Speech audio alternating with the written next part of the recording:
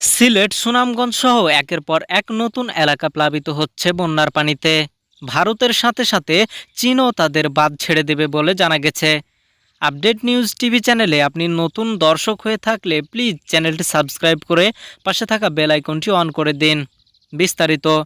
বন্যার পানির সাথে সাথে একের পর এক বিপদ ঘাড়ে চেপে বসছে বন্যা কবলিত এলাকার মানুষদের উপর। বিষাক্ত সাপ, কুমির সহ আরেক বিপদের প্রাণী যোগ হলো ওইসব এলাকাগুলোতে। নতুনভাবে বন্যার পানিতে বেড়েছে জোকের উপদ্রব। জোকের উপদ্রবে অতিষ্ঠ হয়ে পড়েছে এলাকাবাসী। কখনো তো পায় আর কখনো তো শোবার বিছানায় মিলছে রাক্ষসে প্রাণীটিকে। একটি প্রাপ্তবয়স্ক জোক মানুষের দেহ থেকে প্রায় 150 গ্রাম অবধি রক্ত খেয়ে থাকে। এলাকাবাসী বলছে যতদিন বন্যার পানি না কমছে একটু শান্তিতে তারা থাকতেও পারবে না। Update news TV, Sylhet.